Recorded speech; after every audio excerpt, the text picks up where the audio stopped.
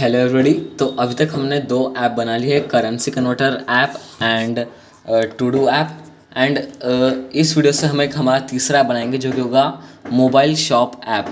तो इस ऐप में क्या रहेगा कि उसमें आपको अलग अलग मोबाइल्स की डिटेल्स दिखेंगी एंड फिर आप उसे कार्ट में ऐड कर सकते हैं। एंड वो ऐप किस तरह से दिखाएगा वो आपको अभी दिख रहा है स्क्रीन पे। उस पर सबसे पहले हम डालने वाले एक स्टार्टिंग स्क्रीन, फिर होम पेज, एक कार्ट पेज हम डालेंगे एंड फिर अगर आपके मोबाइल पे क्लिक करते हो तो उसकी सारी इन्फॉर्मेशन आ जाएगी एंड फिर आप उसे ऐड टू कार्ट जब करोगे तो फिर वो ऑटोमेटिकली कार्ट में ऐड हो जाएगा।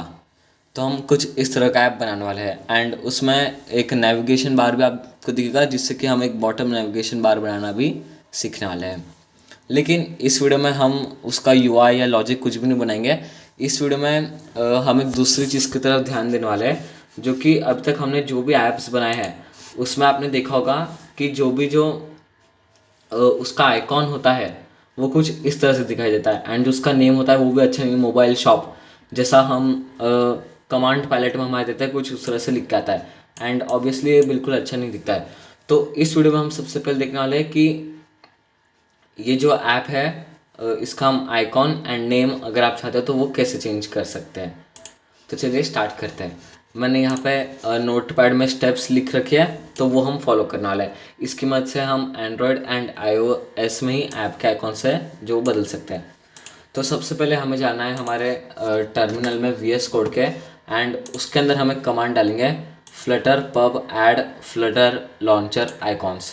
तो ये एक फ्लटर पैकेज होता है जिसकी मदद से हम जो लॉन्चर पैकेज है वो हम बदल सकते हैं। तो सबसे पहले हम इसको इंपोर्ट कर लेंगे एंड फिर हमें इसे डेव डिपेंडेंसीज में डालना है। ओके, अब हम जाएंगे हमारे pubspec.yaml फाइल में एंड उसमें आपको जाना है डिपेंडेंसीज में। तो देखिए ये जो फ्लटर लॉन्च आइकॉन है ये डिपेंडेंसीज में ऐड हुआ है लेकिन हमें इसे डालना है डेव डिपेंडेंसीज में। तो इसे डेव डिपेंडेंसीज में हम डाल लेते हैं। अब हमें क्या करना है कि अब जो हमारा लोगो है उसे हम एक तो कोई न्यू फोल्डर में डाल सकते हैं या फिर कोई एग्जिस्टिंग फोल्डर में डाल सकते हैं। तो हम एक न्यू फोल्डर बनाएंगे लोगो एंड इसके अंदर जो भी आपका लोगो जो भी आप डालना चाहते हो वो आप डाल सकते हो। तो ये जो अमेज़ॉन का लोगो है हम ये यूज़ करने वाले हैं। ओके, अब इसके बाद हम क्या करेंगे कि जो हमारा लोगो है, लोगो की जो भी आप इमेज चूज़ करना चाहते हो तो उसे हम एक न्यू फोल्डर में ऐड करेंगे। तो देखिए मैंने यहाँ पे एक न्यू फोल्डर बनाया है लोगो नाम से, आप भी एक बना सकते हैं एंड उसके अंदर आप जो भी आपकी इमेज है, जैसे हम यहाँ पे अमेज़ॉन की इमेज सबसे पहले हम इसे सेव करेंगे एंड फिर उसे हम डायरेक्टली लोगो फोल्डर में यूज़ कर सकते हैं। ओके, तो अब वो इमेज जब हम एक बार ऐड कर लेते हैं एक फोल्डर में, अब उसके बाद हमें जाना है pubspec.yaml फाइल में एंड उसके अंदर हमें कुछ चेंजेस करना है। उसमें हम कुछ प्रॉपर्टीज़ ऐड करने वाले हैं।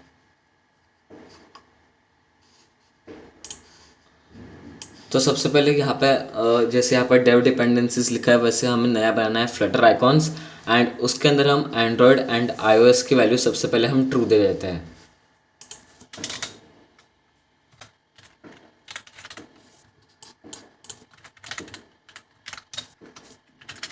एंड जब भी आप pubspec.yaml फाइल में आप काम करते हो तो आपको जो इंडेंट होता है यानी पीछे से जितने आप स्पेस छोड़ते हो उस पर ज़्यादा ध्यान देना है क्योंकि इसमें कोई सेमीकोलन या कॉमा नहीं होता है। तो फिर अगर थोड़ी सी प्रॉब्लम आ जाती है तो प्रॉब्लम हो सकती है। अब एंड्रॉयड एंड iOS को ट्रू करने के बाद जो इमेज का जो पाथ है हमें वो लिखना है। तो इमेज पाथ क्या रहेगा, जो भी हमने जो न्यू लोगो ऐड किया था हमें उसे यहाँ पे लिखना है एंड उसे दो कोलन्स के बीच में हम लिखेंगे। तो लोगो पे आप राइट क्लिक करके कॉपी रिलेटिव पाथ करके आप यहाँ पे पेस्ट कर सकते हैं एंड जैसे एक बार ये हो जाए उसके बाद हमें करना है इसे सेव। ओके, अब ये सेव हो गया है। अब हमें टर्मिनल में एक कमांड रन करनी है। सबसे पहले हम करेंगे फ्लटर पब गेट, जिसकी मदद से अगर कोई पैकेज इंपोर्ट नहीं हुआ होगा जो हमने इंपोर्ट किया है तो फिर वो इसकी मदद से इंपोर्ट हो जाएगा।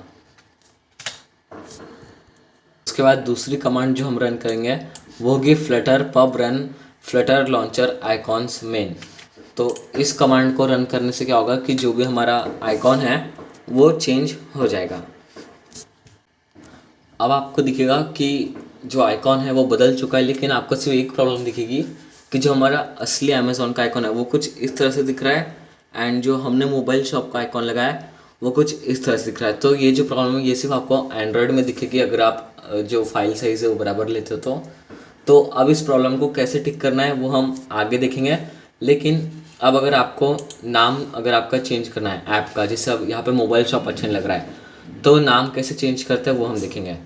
तो अगर आप iOS के लिए नाम चेंज करना चाहते हो तो सबसे पहले हम जाएंगे info.plist फाइल में, तो हम करेंगे Ctrl+P एंड यहाँ पे हम करना है info.plist। अब iOS या macOS तो हमें करना है iOS, एंड इसके अंदर आपको 8वीं लाइन पे दिखेगा मोबाइल शॉप लिखा हुआ, तो इसे हम चेंज करके कुछ भी चेंज कर सकते हैं, लेकिन मैं तो मोबाइल शॉप ही रखने वाला हूँ। आप इसे चेंज कर सकते हैं।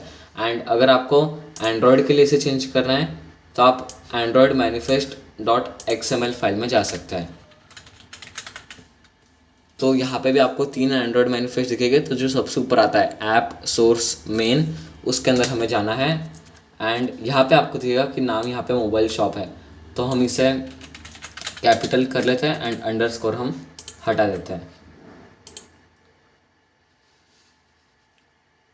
एंड अभी आपको दिखेगा कि यहाँ पे चेंज नहीं हुआ है, लेकिन अगर आप एक बार आपका ऐप रिस्टार्ट करते हैं तो आपको चेंज दिख जाएगा। अब हमें देखना है कि ये जो एंड्रॉयड में आइकॉन है वो इस तरह से आ रहा है, हमें इसे ठीक कैसे करना है। तो उसके लिए हमें जाना पड़ेगा वेबसाइट iconkitchen.com।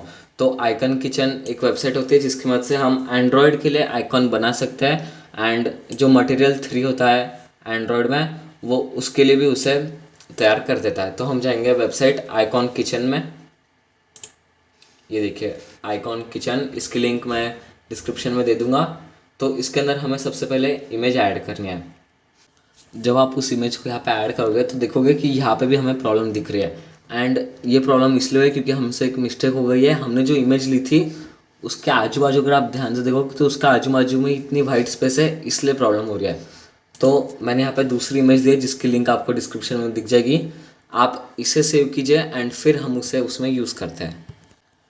अब हमें क्या करना है, सिंपली यहाँ पे आपको दिखेगा पैडिंग का, एंड इसे आपको करना है 15% से लेके सीधा 0% पे। एंड अब देखिए ये एग्जैक्टली जो अमेज़ॉन का लोगो है एग्जैक्टली उस तरह से यहाँ पे दिख रहा है। यहाँ पे आपको iOS का आइकॉन एंड वेब का आइकॉन भी दिखा, लेकिन हमें उसकी ज़रूरत नहीं है क्योंकि iOS में वो प्रॉपरली आ जाएगा अगर आप ये इमेज यूज़ करते तो।